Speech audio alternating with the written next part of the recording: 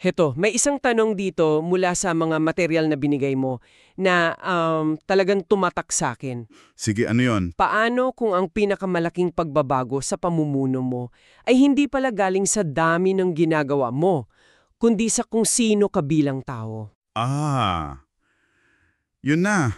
Yun na yung buong usapan, di ba? Oo, Magandang araw sa'yo. At sa inyong lahat. Kasi yung tanong na yan, dyan umiikot lahat. Ang pag-uusapan natin ngayon, base dito sa mga source mo, ay yung klase ng pamumuno na hindi mo basta-basta makukuha sa isang seminar. hindi talaga. Transformational leadership ang tawag. Isang pamumuno na nagsisimula, kumbaga, mula sa loob, tapos palabas. At parang napanahon siya ngayon, no? Kasi binabanggit dito na may tinatawag na silent crisis daw sa leadership. Silent crisis o Maraming leader na ang galing sa labas. Successful, mayaman, kilala, pero sa loob parang may kulang. Parang hungkag. Alam mo yon? Para kang A-list celebrity sa awards night ang saya-saya. Tapos pag-uwi, mag-isa ka lang. May ganong feeling daw. exactly. At yan mismo ang misyon natin sa pag-uusap na to. Himayin natin, i-breakdown natin yung parang blueprint ng isang leader na hindi basta-basta natitibag. Unseen architecture, di ba? Yun yung term. Oo, yung di nakikitang arkitektura sa likod ng matatag na pamumuno. Titingnan natin lahat, mula sa pundasyon, sa pagtayo ng pader, hanggang sa kung paano niya kinakaya yung mga bagyo. So, tatlo yan. Identity, vision, at influence. Okay, I love that. Unseen architecture. Sige, simulan na natin.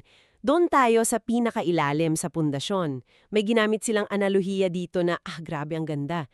Yung puno, pwede mo bang i-unpack yun para sa amin? Oo naman. Sige, isipin mo ang isang malaki at mayabong na puno.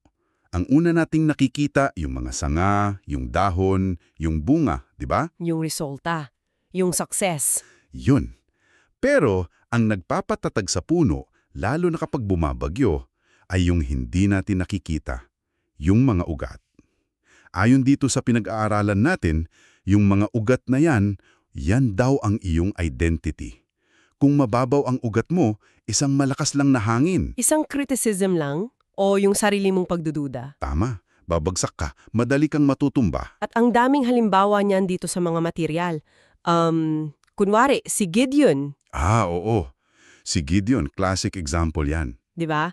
Nung tinawag siya para mamuno, ang una niyang sinabi parang, sino ako? Ang pamilya ko yung pinakamahina, tapos ako yung pinakakawawa sa pamilya namin. Imposter syndrome. Total imposter syndrome. Na pamilyar sa ating lahat, di ba? Pero ang fascinating dito, hindi sinabi sa kanya na hindi magaling ka, kaya mo yan. Hindi ganon. Oo nga, no? Ang sinabi sa kanya ay sasama ako sa'yo. Ang pagbabago, nangyari nung nilipat ni Gideon yung focus mula sa sarili niyang kakulangan papunta sa kung sino ang kasama niya. Sabi nga dito, identity first, leadership second. Wow, Alamin mo muna kung kanino ka bago mo alamin kung anong gagawin mo. grabe. At isa pang example dyan, si David, nung lalabanan niya si Goliath. Ngayon ko lang na-realize, hindi siya lumaban dahil sa self-confidence. Hindi niya sinabing, magaling akong bumatak ng tirador. Exactly. Diyan yung mind-blowing insight. In-externalize ni David yung source ng confidence niya. Okay. Ang sabi niya, parang yung Diyos na nagligtas sa akin sa leon at oso, siya rin na magliligtas sa akin dito. Para sa isang leader ngayon, ang takeaway dito sobrang lakas. Ilipat mo yung pressure mula sa sarili mong balikat. Yung kailangan magaling ako. Oo, yung I have to be enough. Ilipat mo yan sa misyon mo, sa why mo, o sa pananampalataya mo. Napakalaking mental shift nun. Pero, teka, may panganib din ba dito? Paano kung yung pag-asa sa divine calling na yan, maging dahilan para hindi na magplano ang isang leader, yung tipong bahala na si Lord tapos wala nang gagawin? Nasaan yung balanse? Magandang tanong. Kasi yung pag-angkla ng identity, hindi siya excuse para maging kampante. Actually, kabaliktaran. Okay. Dahil alam mong, hindi lang ito tungkol sa'yo, mas lalo kang mag-ahanda. Si David, pinili niya yung mga tamang bato, di ba? Hindi siya basta pumulot. So, yung anchored identity, Yung nagbibigay lakas sa paghanda, hindi niya ito pinapalitan. Gets. At para maging practical, may 2 exercise na binigay dito. Identity journaling, isulat mo daw yung mga pagninilay mo sa mga verses tulad ng Psalm 139. At daily affirmations, bigkasin mo ng malakas. Hindi yung mayaman ako, kundi yung nilikha ako na may layunin. Handa ako para dito. Binabago nun yung utak mo eh. Okay, so malinaw. Nailatag na natin yung pundasyon, yung kung sino ka. Ngayon, paano naman yung direksyon? Kasi maraming leader matatag nga, pero parang paikot-ikot lang, walang malinaw na pupuntahan. Dito na siguro papasok yung pangalamang bahagi. Yung vision? Oo. At ito yung malaking bitag sa modern leadership. Ang tawag na dito ay chasing metrics. Chasing metrics. Oo. Nagiging obsessed tayo sa numero. Kita, market share, social media likes, mga natapos na proyekto. Ang mga yan, goals yan. Hindi yan vision. Anong pinagkaiba? Ang goals, mga hakbang. Ang vision, yun yung destinasyon. Yun yung pangmatagalang bakit sa likod ng lahat ng ginagawa mo. May quote dito from Proverbs, pag walang vision, napapahamak ang mga tao. At ang ganda ng paliwanag dito hindi lang daw ito tungkol sa business forecast. Ito yung pag-unawa sa mas malaking plano ng Diyos para sa'yo. Ang perfect example na binigay nila, si Nehemiah. Kung titingnan mo siya bilang isang project manager ngayon, ang goal niya, magtayo ng pader. Tama. May timeline, may budget. Period. Pero ang vision ni Nehemiah, hindi yung pader. Ang vision niya ay yung spiritual restoration of a community. Yung pader, tulang. Sa panahon natin, yan yung pagkakaiba ng pag-hit ng quarterly targets, yan yung pader, at yung pagtupad sa misyon ng kumpanya mo. Madaling matrap sa una at makalimutan yung pangalawa. At dahil mas malaki yung vision niya, kesa sa pader, hindi siya na-distract, kahit may mga naninira sa kanya. Parang si Apostol Pablo rin. Kung ang goal lang niya ay mag-convert ng 5 tao sa bawat syudad, matagal na siyang sumuko. Oo naman. Binugbog, kinulong. Diba? Pero dahil ang vision niya ay magtatag ng mga simbahan na tatagal kahit wala na siya, tuloy lang siya. Ang vision ang nagbibigay ng endurance fuel, lalo na pagpalpak yung short-term results. At yung vision mapping exercise na sinuggest dito, ang ganda. Imbes na magsimula sa ano ang goals ko for the next 5 years, ang tanong, ano ang layunin ng Diyos para sa larangan ito? Tapos, mag-work backwards ka. Nag-iiba yung perspective. Sobra. Hindi na lang siya tungkol sa ambisyon mo eh. Okay, so may matatag ka ng pundasyon, may malinaw ka ng direksyon, pero paano mo ngayon isasama yung mga tao? Lalo na kung hindi sila kumbinsido. Dito na yata papasok yung pagkakaiba ng pagsunod dahil boss kita laban sa pagsunod dahil may tiwala ako sa'yo. Dito na tayo sa pera o currency ng pamumuno ayon sa sources. Pera. Oo, pinag-uusapan natin dito yung influensya laban sa authority. Yung authority, positional yan. Binibigay sa iyo kapag manager ka, CEO ka. May karapatan kang mag-utos. Pero ang influence, Relasyonal. yun, hindi yan ini-impose, ini-earn yan sa pamamagitan ng tiwala, ng karakter, ng integridad. Sabi nga dito, pwedeng may authority ka sa schedule ng isang tao, pero impluensya lang ang makakakuha sa puso't pagsisikap niya. At yung pinakamalakas na example na binigay dito, yung eksena sa Juan 13, nung hinugasan ni Jesus ang paa ng mga disipulo niya. Grabe yun. Yung guro, yung master, ginagawa yung trabaho ng pinakamababang alipin. Isang radikal na pagbaliktad ng leadership pyramid, di ba? Ipinakita niya na ang tunay na kapangyarihan ay hindi sa pag-uutos, kundi sa paglilingkod. At yan yung hamon sa atin.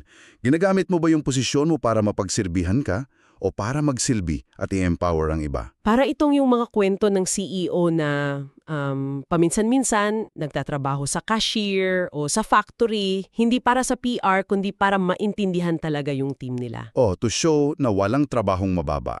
Ganyang prinsipyo. Nakukuha mo ang impluensa kapag bumababa ka, hindi kapag nag-uutos ka mula sa itaas. Okay, paano yun lilinangin? 3 practical na tips. Una, mentorship. Mag-invest ka ng oras sa susunod na henerasyon. Pangalawa, active listening. At aminin natin, guilty tayo dyan. Yung kausap mo, nagsasalita pa lang, sa isip mo, binubuo mo na yung isasagot mo. Oo, totoo yan. Ang hamon dito, patahimikin mo muna yung sarili mong boses. At pangatlo, servant leadership. Palaging itanong, paano ko matutulungan ang team ko na maging successful? At lahat ng yan, mentoring, listening, serving, isa lang ang binubuo niyan. Tiwala. Na nagdadala sa atin sa susunod na layer ng ating arkitektura. Ano bang nagpapatibay sa impluensya? Sabi dito, character. Inilarawan pa nga bilang unseen capital. Ang ganda ng term na yan, unseen capital. Isipin mo yung character mo na parang trust fund sa bangko. Okay? Sa bawat tapat na desisyon mo, sa bawat pangakong tinutupad mo, sa bawat pagkakataon na inuuna mo yung tama kesa sa madali, kahit walang nakakakita, nagdedeposito ka sa trust fund mo. Okay. Gets ko. At kapag dumating ang krisis at siguradong darating yan, may malaki kang pondo ng tiwala na pwedeng i-withdraw. Pero kung puro shortcut at kasinungalingan ang ginagawa mo, pagdating ng krisis, overdraw na yung account mo. Walang maniniwala sa'yo. Sabi nga sa kawikaan, sino mang lumalakad sa integridad ay lumalakad ng ligtas. Yung security mo hindi galing sa kontrata mo, kundi sa character mo. Yung example na ginamit dito, si Daniel. Oo, Daniel. Naging maimpluwensya siya sa Babylonia, hindi dahil sa politika. In fact, yung integridad niya ang halos ikamatay niya sa kulungan ng mga leon. Pero yun din ang nagligtas sa kanya. Ang mga kaaway niya walang mahanap na butas sa kanya maliban sa pananampalataya niya. Yung karakter niya, yun yung shield niya. Yun yung resume niya. Grabe. Kaya nung tinapon siya sa kulungan, kahit yung hari, nirespeto siya. Nag-invest siya sa integridad. At nung dumating yung ultimate test, yung capital niya, sapat na sapat. So paano tayo mag-i-invest sa trust fund na yan? May tatlong paraan. Una, accountability partners. Humanap ka ng isa o dalawang tao na binigyan mo ng permiso na tanungin ka ng mahihirap na tanong. Yung sasampal sa'yo pabalik sa realidad. Exactly. Pangalawa, regular na integrity checks. Tanungin ang sarili, pareho ba ang ginagawa ko sa publiko at sa pribado? At pangatlo, ang pinakapundasyon, spiritual disciplines. Panalangin, pag-aaral, pagsamba. Hindi para maging banal, kundi para i-align yung puso mo, para calibrated yung moral compass mo. Okay, so kompleto na yung unseen architecture natin. May pundasyon ng identity, may blueprint ng vision, at may pattern ng influence na pinatibay ng karakter. Pero alam naman natin, bawat building, sinusubok yan ng... Lindol, bagyo. Oo. Dito napapasok yung huling bahagi, resilience, katatagan. Dito talaga nasusukat lahat. Kasi ang pamumuno, hindi yan diretso paakyat eh. Puno yan ng pagsubok, pagkabigo. Ang resilience ay hindi yung pag-iwas sa problema.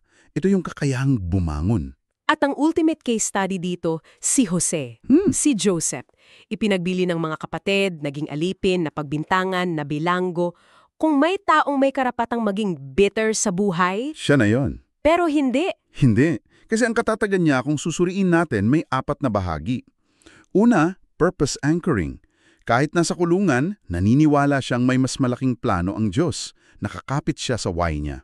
Okay. Pangalawa, cognitive flexibility. Alam mo yung ways, kapag may traffic, hindi ito nagsasabing game over, umuwi ka na. Naghahanap ng ibang ruta. Yon, ganyan yon. Hindi niya tinignan ang kulungan bilang katapusan. Tinignan niya ito bilang detour, isang senyales para maghanap ng ibang daan. Ganda nung analogy. It's about reframing. Ano yung pangatlo at pang-apat? Pangatlo, emotional regulation. Pamamahala sa galit, takot, lungkot. Hindi ibig sabihin hindi niya naramdaman, pero hindi siya nagpadala. At panghuli, relational support. Kahit sa kulungan, nag-build siya ng relationships. Kaya para sa mga leaders, paalala to na ang katatagan, hindi solo flight. Kailangan mo ng community. Kailangan mo ng masasandalan. Ang paghingi ng tulong, hindi yan kahinaan. Strategy yan for resilience. So, kung ibubuod natin itong buong pag-uusap natin, parang tungkol sa isang malaking pagbabago ng pananaw. Mula sa pagiging abala sa paggawa, paghabol sa numero, pag-akyat sa hagdan, patungo sa pagtuon sa pagiging isang leader, from what I do to who I am becoming. Pamana, legacy. Dahil ayon sa mga material na ito, ang tunay na sukat ng pamumuno mo balang araw, hindi yan yung laki ng opisina mo. Hindi rin yung dami ng awards mo. Hindi! Ano kung gayon? Ang tunay na sukat ay kung kaninong mga buhay ang nahubog mo. Kung sino ang mga naging leader dahil sa'yo. Yun yung pagpaparami ng impluensya sa pamamagitan ng ibang tao. Sila ang iyong pamanang hindi kumukupas. Wow! Your legacy is not what you achieve, it's who you unleash. Grabe. Mula sa pag-ipon ng tagumpay para sa sarili, papunta sa pamamahagi ng kakayahan sa iba. Ang lalim nun. At para iwanan kang may isang bagay na pag-iisipan, iiwan namin sa iyo ang tanong na ito. Kung ang pamumuno ay nag-iwan ng mga ripple o alon, anong mga hindi nakikitang alon ang kasalukuyan mong nililikha sa iyong pamilya, sa iyong trabaho at sa iyong komunidad, sa bawat desisyon na ginagawa mo araw-araw?